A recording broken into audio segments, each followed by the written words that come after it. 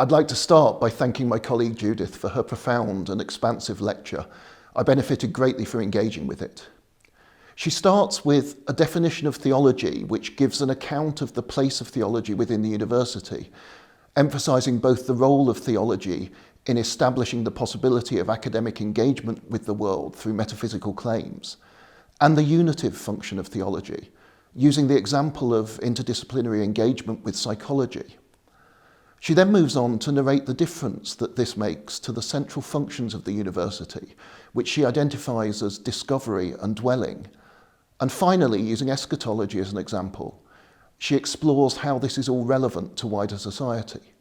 Now clearly, and as Judith half acknowledges in her repeated references to philosophy doing at least some of the same work as theology, some, within the modern Western university perhaps most, hearers will instinctively engage her claims as if they were made in a subjunctive mood. If the core claims of theology happen to be true, then it does bring these benefits and implications. But if in fact, for example, the doctrine of creation is not true, then the claimed metaphysical grounding of the possibility of academic engagement becomes at best of no worse, and perhaps genuinely harmful to the mission of the university in that it provides misleading hope. There's perhaps a stronger argument that's implied but undeveloped in Judith's lecture, that the possibility of the university as commonly conceived depends on conditions that theology alone can guarantee. Even if developed, this would still unfortunately fail, however. The historical entanglement of the Western university with Christendom means that all such an argument would prove, if it were prosecuted, is that our loss of shared faith should lead to the abandonment, or at least the transformation, of our idea of a university, a conclusion that many recent Jeremiads lamenting the state of the contemporary university might be seen to support. When Judith turns to the unitive function of theology in the university, this point becomes particularly troubling. Given that the central claims of theology are widely contested, or perhaps better, widely dismissed and just occasionally contested, then an argument that a university needs them to be true to function without becoming deformed is a particularly challenging one for those of us who have committed our lives to the university. As I've noted, Judith indicates in her mentions of philosophy, and perhaps in her image of theology as a, not the, tentpole, that other metaphysical groundings are available.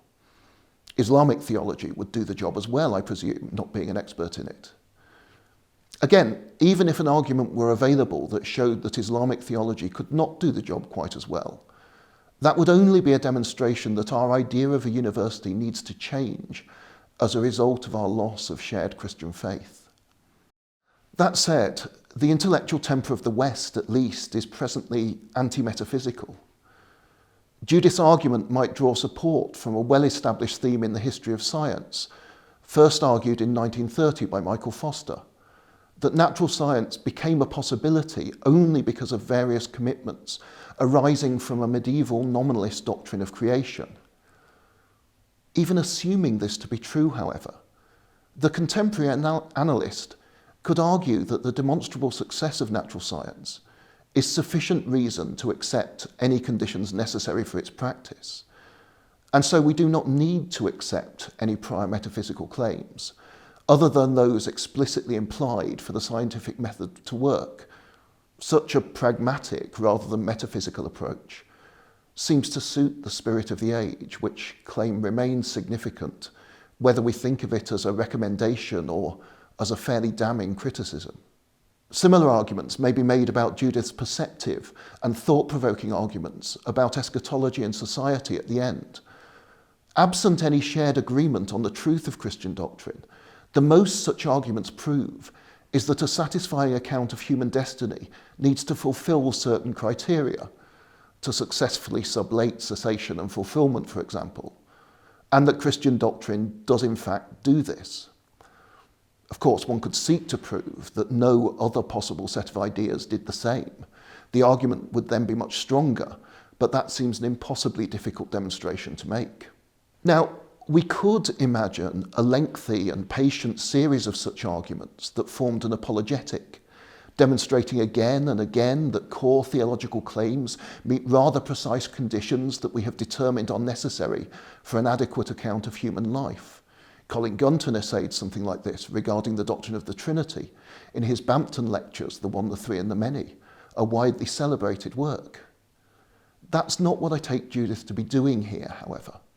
Let's acknowledge then that the argument offered is an internal one, assuming that the discipline of theology is, as Judith narrates it at the beginning of the lecture, something I agree with, including a shared agreement on the truth of certain doctrinal claims, then our discipline's own account of its significance for the university and for society will be as she describes it.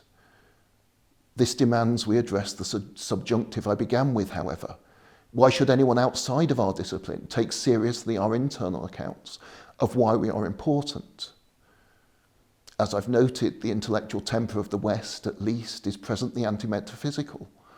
We might decry that as a failing, but must accept it as a fact. A public account of why our discipline matters cannot build on metaphysical claims that most of our contemporaries will be simply impatient of. As Judith acknowledges, the public arguments that carry weight today tend to be technological or sociological.